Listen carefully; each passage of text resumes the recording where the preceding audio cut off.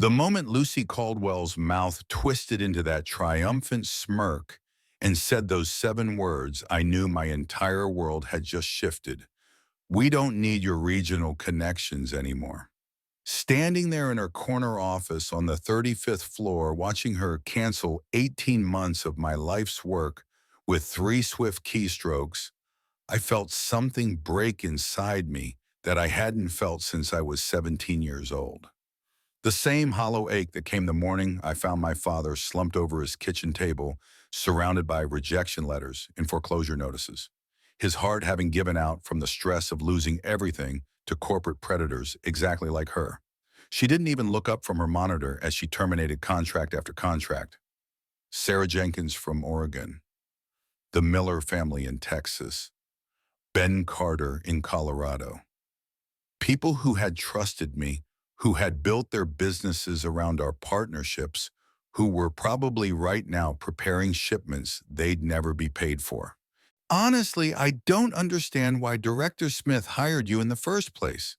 Lucy continued, her fingers dancing across the keyboard like she was playing piano. All this relationship building nonsense.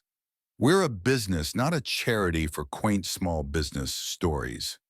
Before I dive deeper into what happened next, could you please take a few seconds to tell me in the comments where you're listening from? Because I want to know where my story is reaching across the world. And please subscribe and hit the bell notification, because what I'm about to share with you changed everything, not just for me, but for everyone who thought powerful people could destroy lives without consequences. My name is Emily, and I need you to understand something about Lucy Caldwell before we continue. She wasn't just any executive. She was the kind of person who had built her entire career on a foundation of other people's broken dreams. 23 years at Sterling Industries, climbing from junior analyst to vice president of domestic procurement, leaving a trail of destroyed careers behind her like breadcrumbs. But here's what she didn't know about me, what nobody at Sterling knew about me. 15 years ago, when I was a freshman at State, my father worked for a small consulting firm that Lucy's previous company acquired. Dad was 58, had been with his firm for 16 years, spoke 3 languages fluently, and had built relationships across the United States that brought in 60% of their domestic revenue. Lucy systematically destroyed him over 6 months, not with one dramatic confrontation, but with the slow poison of professional humiliation. She questioned his reports in meetings, reassigned his clients to younger staff, started rumors about his mental capacity, made him rewrite proposals 5, 6, 7 times for reasons that changed daily. She turned his own team against him by suggesting he was holding back the company's growth. My father, who had survived immigrating to this country with nothing, who had built a reputation based on honor and reliability, who had never missed a day of work in his entire career, started having panic attacks in the office parking lot. He'd sit in his car for 20 minutes every morning, trying to gather the strength to walk inside and face another day of psychological warfare. The morning I found him at that kitchen table, surrounded by termination papers and medical bills he couldn't afford, was the morning I promised myself that someday, somehow, I would understand people like Lucy Caldwell. I would learn how they operated, how they thought, how they justified destroying human beings for profit margins and personal advancement. I studied business specialized in domestic supply chain management and spent 7 years working for smaller firms learning every aspect of domestic procurement. Not because I loved the work, but because I was building myself into exactly the kind of person who could get close to someone like Lucy. When the position at Sterling opened up, when I saw Lucy's name listed as the hiring manager, I knew the universe was giving me an opportunity I couldn't waste. But I also knew that simple revenge wouldn't be enough. It had to be poetic. It had to teach her something about consequences. It had to make her feel the same helplessness my father felt in those final months. So I took the job and I became exactly what Lucy needed me to be: enthusiastic, hardworking, grateful for the opportunity. Someone who asked just enough questions to seem engaged but never enough to seem threatening. Someone who could travel extensively without complaints, who could work with difficult domestic partners, who could solve problems that more senior staff couldn't handle. For 18 months, I built relationships that Sterling had never dreamed possible, not just with suppliers, but with their families, their communities, their stories.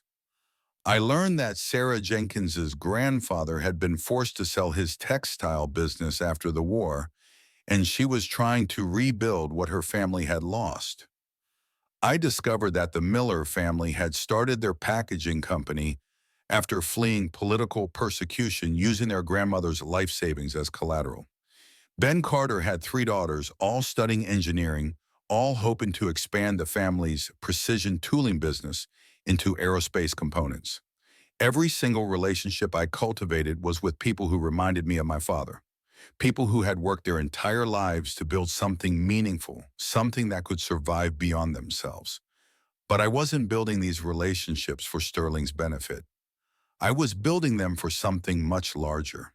You see, while I was traveling and negotiating and solving supply chain problems, I was also researching Lucy's career history.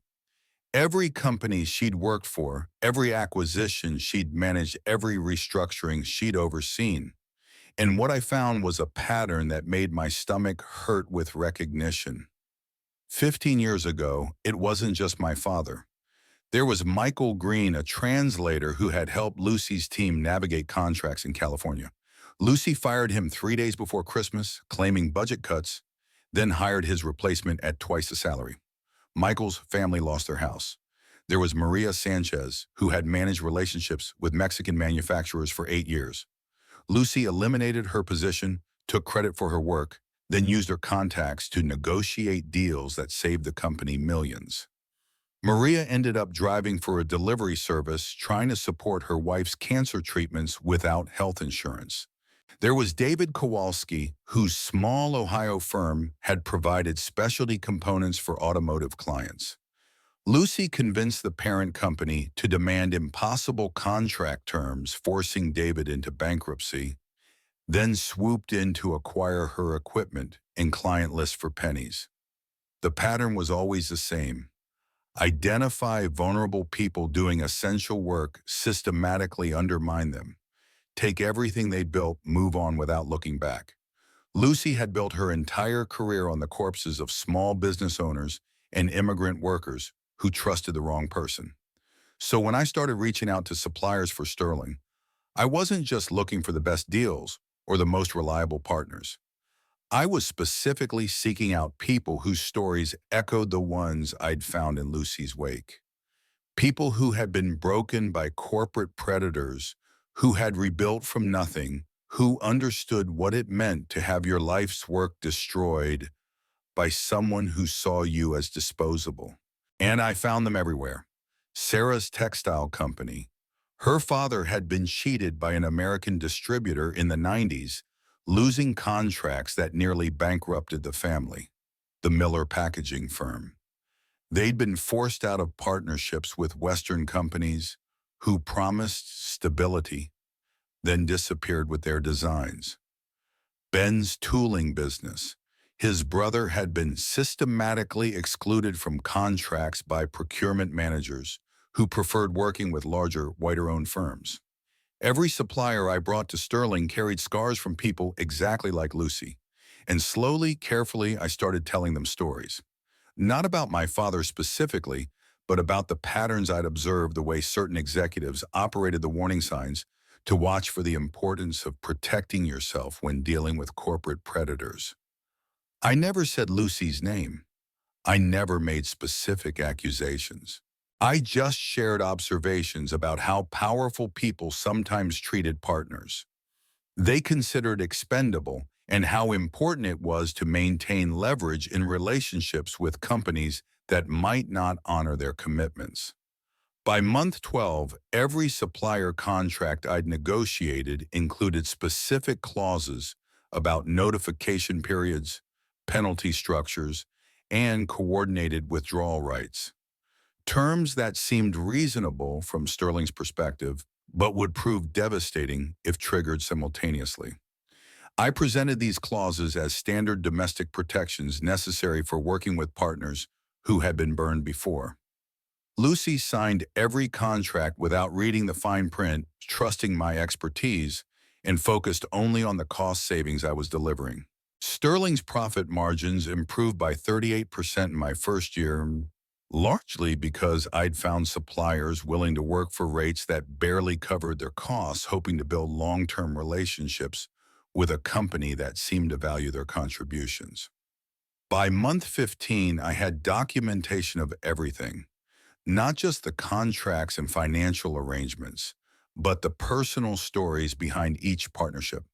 Video testimonials from supplier families about their hopes for the future, photos of their facilities, their workers, their communities, evidence of how Sterling's business was literally supporting hundreds of families across 3 continents.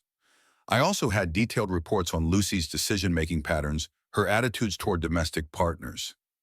Her casual dismissal of suppliers she considered beneath her notice comments she'd made about these people, and their backwards business practices email chains where she mocked the English skills of partners who spoke 4 languages fluently. By month 18, the web was complete. Every critical component in Sterling's supply chain flowed through relationships I'd built with people who had been destroyed by executives like Lucy. People who trusted me, who understood that I saw them as human beings rather than profit centers, who knew I would never treat them the way corporate America had treated them before. And then came that Tuesday morning when Lucy decided she'd had enough of my relationship building nonsense.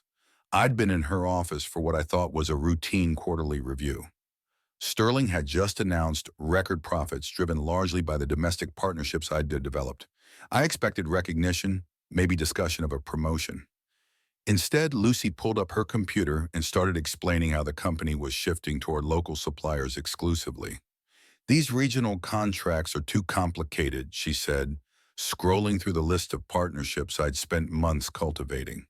"Too much hand-holding, too many cultural sensitivities to manage. We need suppliers who understand American business practices." I watched her cancel Sarah's textile contract worth $2 million annually. Gone. The Miller packaging deal.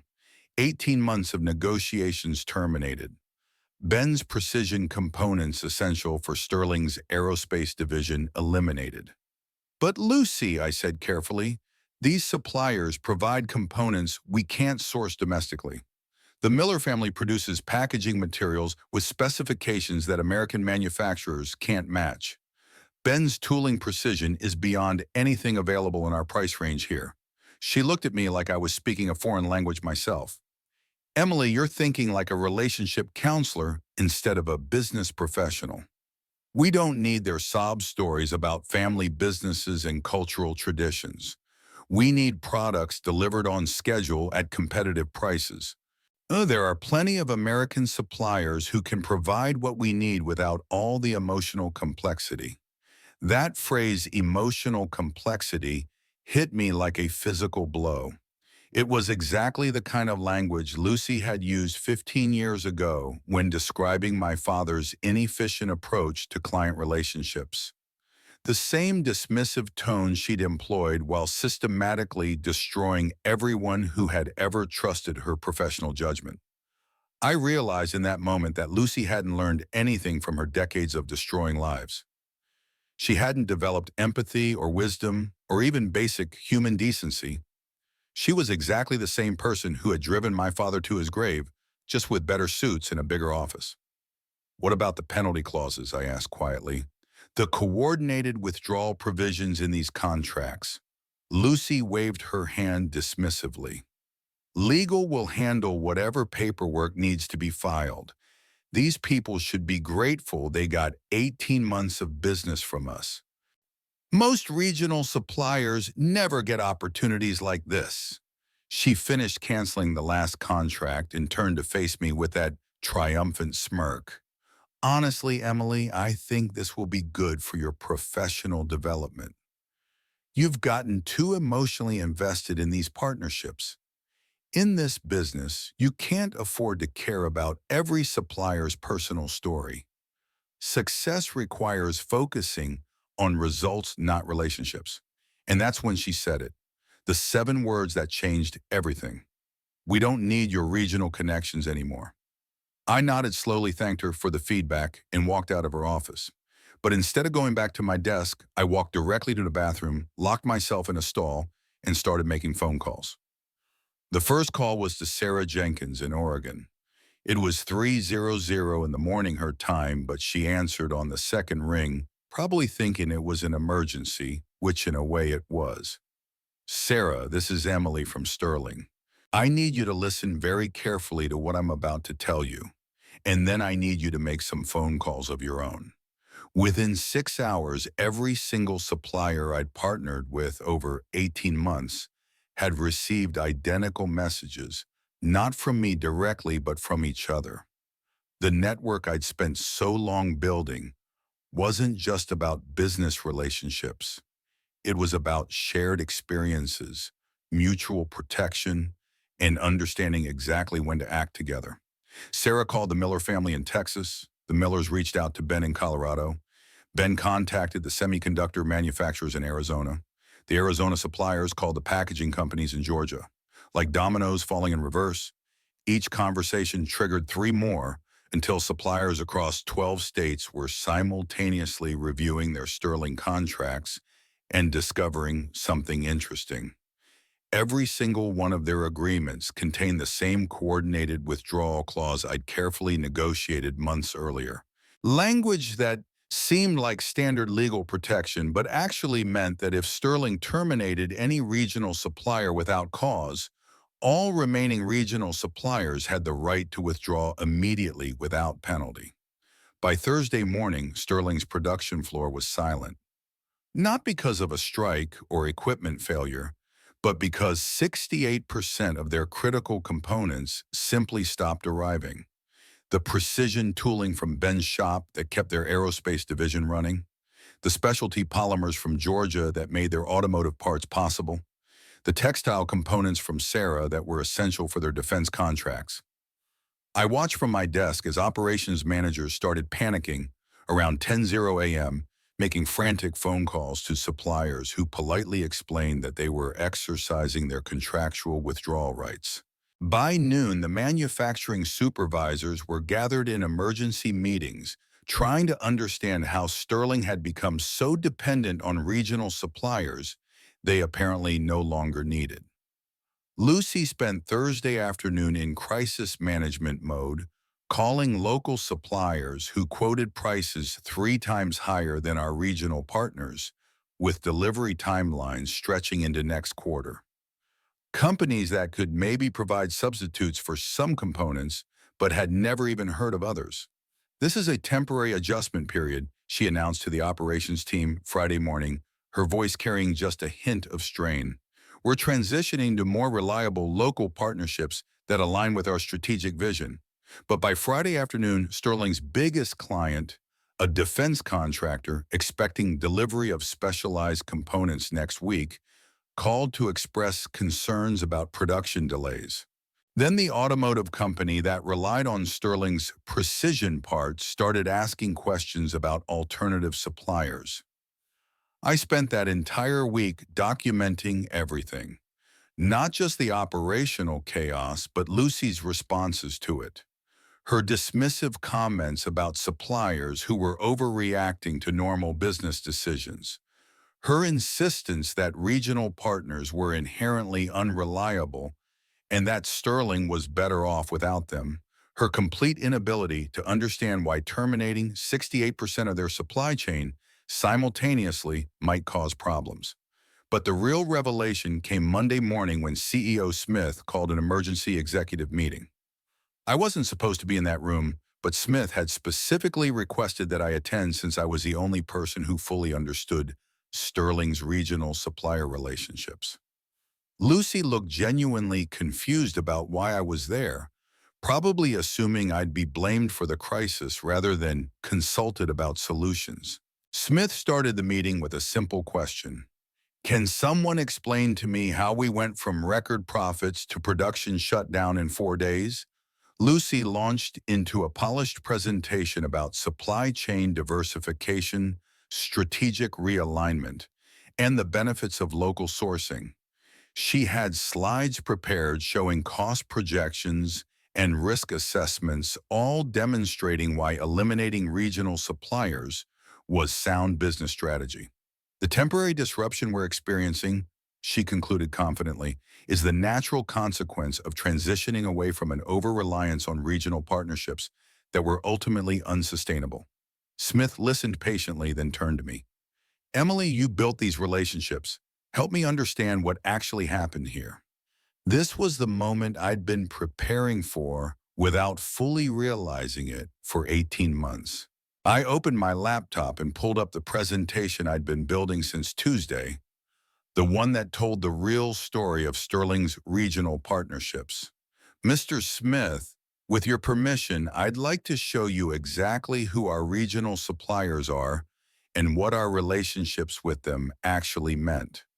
The first slide showed Sarah Jenkins's textile facility in Oregon. Not just production statistics, but photos of her family's workshop, her grandfather's original equipment, the 3 generations of workers who had helped build components for Sterling's defense contracts. I explained how Sarah had restructured her entire operation around Sterling specifications, hiring 12 additional workers and investing in new machinery specifically for our partnership. The second slide introduced the Miller family. Elena Miller's husband had lost his engineering job during Texas's economic crisis, and their packaging company had been their family's path back to stability. Sterling's contracts had allowed them to expand into a new facility, providing employment for 43 people in their rural community. The third slide showed Ben Carter and his precision tooling operation. I displayed photos of his 3 daughters, all studying engineering, all hoping to join the family business that Sterling's aerospace contracts had made possible.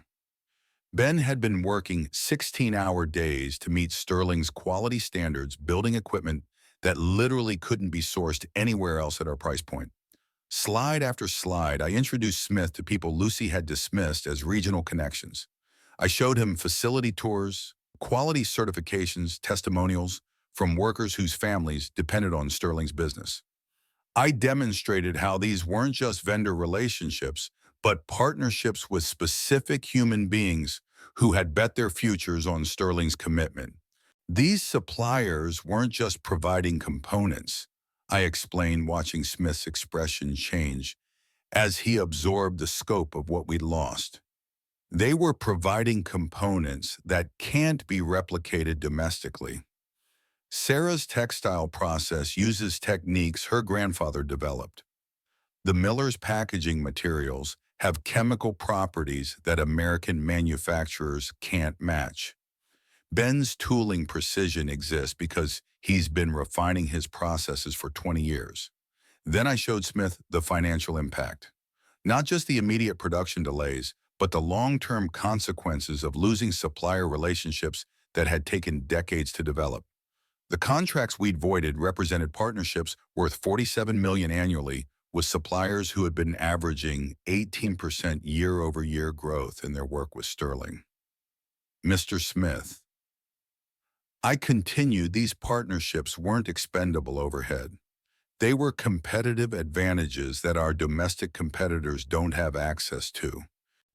We were paying lower prices for higher quality because these suppliers trusted Sterling enough to prioritize our contracts over potentially more profitable opportunities.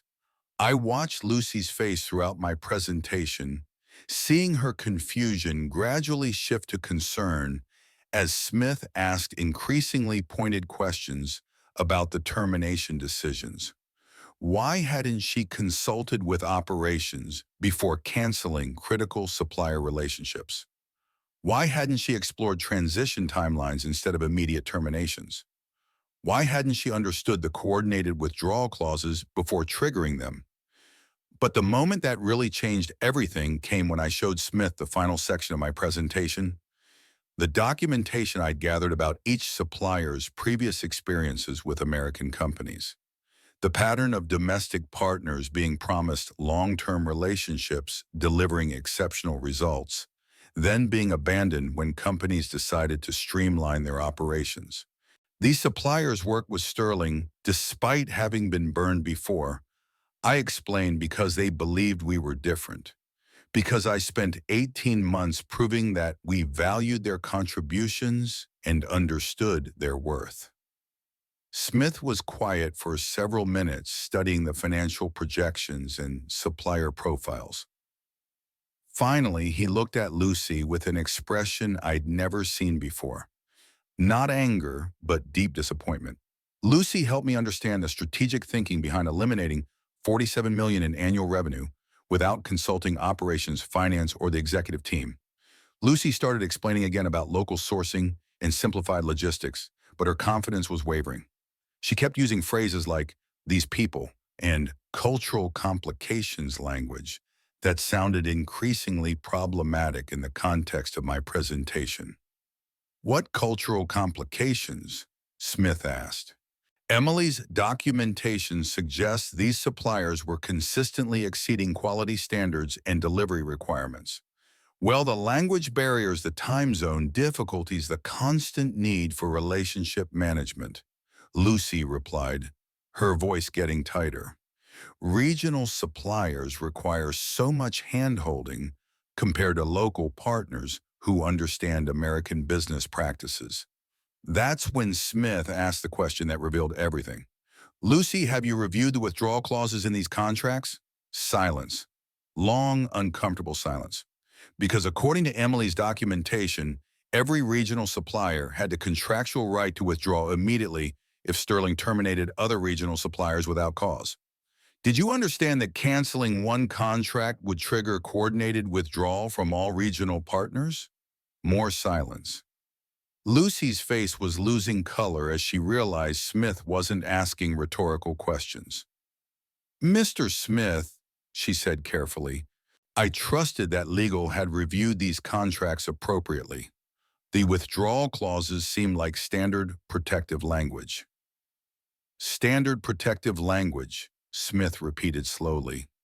"Lucy, these clauses exist specifically to prevent companies from treating regional suppliers as expendable. They're designed to ensure that partnerships are honored rather than eliminated on executive whims." I watched Lucy realize that she'd walked into a trap of her own making. Not because I tricked her, but because her fundamental contempt for regional partners had blinded her to the actual terms of relationships I'd spent months negotiating. Emily Smith said, turning back to me, "In your assessment, is there any possibility of rebuilding these partnerships?" This was the moment I'd been waiting for. The moment when I could deliver the truth that would change everything for Lucy without revealing my personal motivations. "Mr. Smith, I spent Friday reaching out to our former suppliers to explore reconciliation possibilities. Unfortunately, the response has been consistent across all partners. They're willing to consider future relationships with Sterling, but only under one specific condition." "What condition?"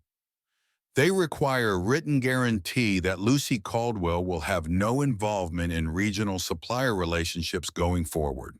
The room went dead silent. Lucy stared at me like I'd slapped her. "They what?" she whispered. "I'm sorry, Lucy, but I have to be completely honest about their feedback. Multiple suppliers specifically mentioned feeling disrespected during previous interactions with you. They cited comments about their English skills, dismissive attitudes toward their business practices, and what they perceived as cultural insensitivity." I pulled up my laptop again, showing Smith documented communications from our former partners, not recordings or private conversations, but formal written responses to my reconciliation inquiries. Sarah Jenkins' letter was particularly damaging. Ms. Caldwell's approach to regional partnerships demonstrates a fundamental misunderstanding of mutual respect in business relationships. Her comments about regional complications and simplified logistics suggests Sterling views regional suppliers as problematic rather than valuable. Ben Carter had been even more direct. We appreciate Emily's professionalism, but cannot risk future investments with company leadership that considers our contributions dispensable. Ms. Caldwell's termination approach indicates systematic disregard for regional partner commitments. One by one, I shared feedback from suppliers across 3 continents, all expressing similar concerns about Lucy's attitudes and decision-making. Not angry rants or emotional complaints, but professional assessments of why they couldn't trust Sterling's leadership going forward. These aren't personal attacks, I explained to Smith. They're business decisions based on demonstrated patterns of behavior. Regional suppliers can't afford to invest in partnerships with companies that might eliminate them arbitrarily. Smith spent the next hour reviewing supplier documentation, contract terms, and financial projections. He asked detailed questions about rebuilding possibilities, local sourcing alternatives, and operational timelines. Throughout the entire discussion, Lucy sat in increasingly uncomfortable silence as the scope of her miscalculation became clear. Finally, Smith closed his laptop and looked directly at Lucy. I need some time to review the situation with the board. Emily, can you provide me with comprehensive documentation of our regional supplier relationships and the specific feedback you've received about rebuilding possibilities? Of course, Mr. Smith. Lucy, I'll need you to prepare a detailed report explaining the strategic reasoning behind these termination decisions and your assessment of local sourcing alternatives. After the meeting ended, Lucy cornered me by the elevator, her professional composure finally cracking. Emily, what exactly did you tell these suppliers about me? I looked at her with the same calm expression I'd maintained throughout the presentation. I told them the truth, Lucy. I shared your exact words about not needing regional connections anymore. That's not, I didn't mean, she started, then stopped herself.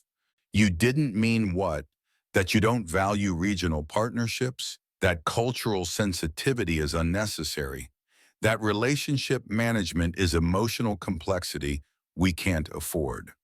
She stared at me, probably realizing for the first time that her casual dismissal of regional suppliers had been documented and shared with the very people she dismissed. Those suppliers trusted Sterling because they trusted me, I continued. When you terminated their contracts while calling their work regional complications, you destroyed relationships that took 18 months to build. They're not angry, Lucy. They're protecting themselves from exactly the kind of treatment you've given them. The elevator arrived and I stepped inside. Just before the doors closed, I said the words I'd been waiting 15 years to deliver. Sometimes the people you consider dispensable turn out to be the ones holding everything together. 3 weeks later, Smith announced that Sterling was restructuring its procurement division. Lucy Caldwell would be transitioning to a customer service role where her local focus would be better utilized. I was promoted to Director of Regional Supplier Relations with full authority to rebuild the regional partnerships Sterling had lost. It took 6 months to restore relationships with most of our former suppliers, not because they were vindictive, but because they needed proof that Sterling had learned from its mistakes. They wanted guarantees, oversight structures, and cultural sensitivity training for all executive staff involved in regional partnerships. Lucy lasted 8 months in customer service before transferring to a smaller company. According to people who stayed in touch, she now handles complaint calls for a regional distribution center, dealing daily with frustrated customers who feel ignored and dismissed by corporate policies they can't control. I never told anyone about my father, never mentioned the real reason I'd chosen Sterling or why I'd spent 18 months building relationships with suppliers who reminded me of people Lucy had destroyed before. The revenge wasn't about exposing her past. It was about letting her experience the consequences of her own choices. Every supplier who withdrew from Sterling did so because Lucy had treated them as expendable. Every partnership we lost was lost because she valued control more than collaboration. Every financial consequence Sterling faced was a direct result of her decisions. Her words, her fundamental inability to see regional partners as human beings worthy of respect. The most satisfying part wasn't watching Lucy lose her executive position or seeing her struggle in customer service. It was knowing that she finally understood what my father had felt during those last 6 months of his life. The helplessness of watching everything you've built disappear because someone more powerful decided you are no longer valuable.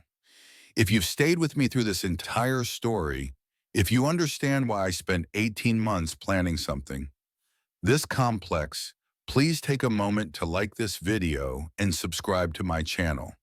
Because there are more Lucy Caldwells out there, more executives who think human beings are expendable, and more stories about what happens when people underestimate the power of patience planning and the relationships we build with each other. The people who seem invisible to those in power, we see everything, and sometimes we remember longer than they think we do.